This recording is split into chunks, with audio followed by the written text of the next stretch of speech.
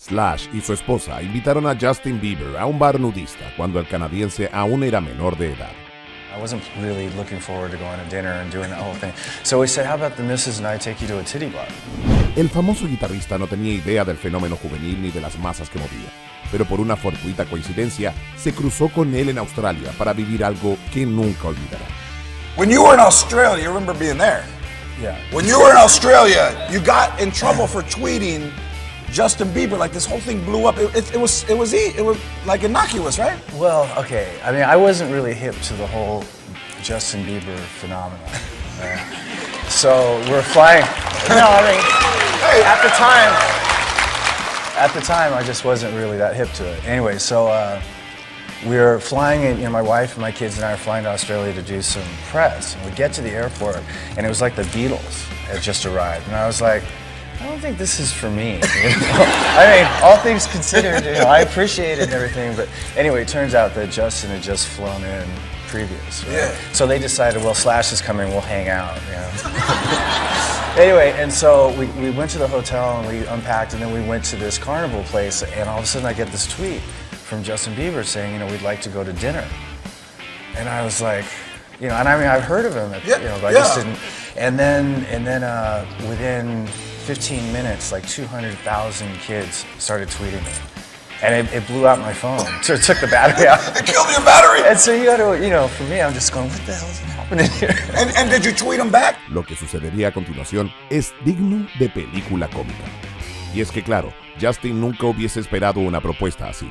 Well, so later on that day, my wife and I were walking around, and we were getting bombarded on the street by girls asking where we were going to be going to dinner and stuff. And then so at some point, I wasn't really looking forward to going to dinner and doing that whole thing. So we said, how about the missus and I take you to a titty bar? And then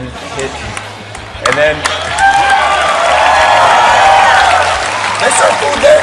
Well, yeah. And they like young boys and so on.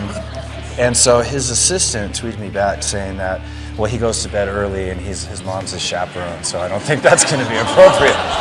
So that was sort of the end of it. But now, actually, Justin and I have established a little bit of a relationship. We know who each other are. Por más que en esa ocasión no pudieran concertar el encuentro, Slash sabía lo que era ser una joven estrella y todos los excesos que la vida le presenta a una persona así.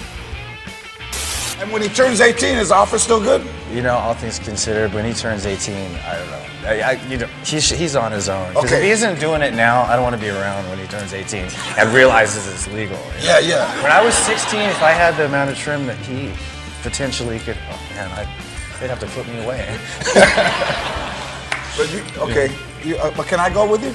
Yeah.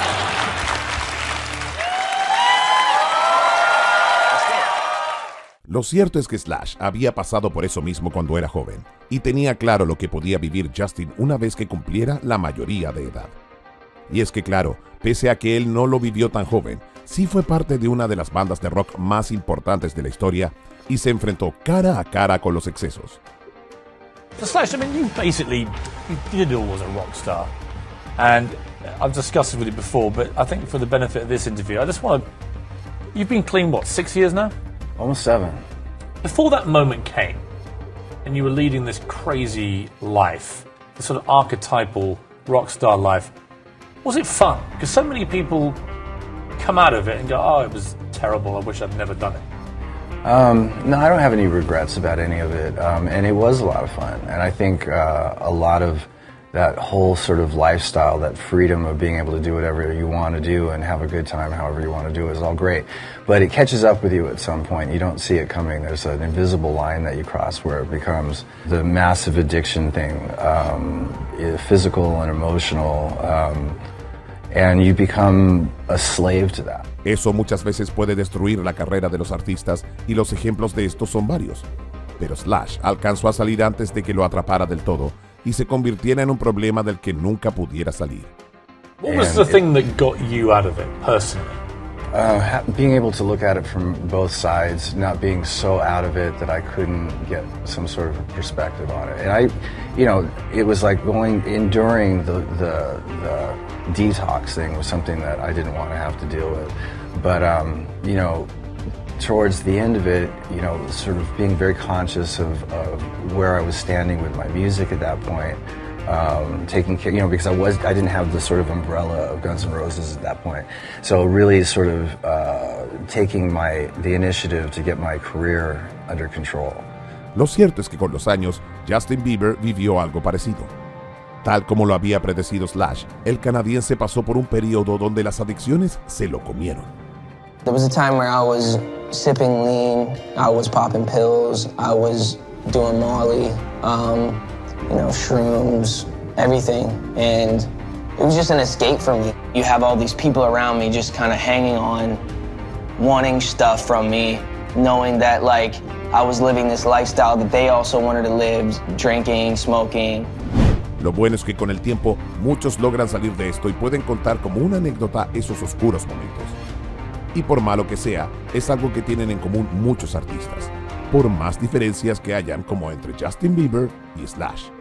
Que claro, además de aquel difícil periodo de su vida, de no ser por la mamá del canadiense, también hubiesen compartido otro tipo de cosas.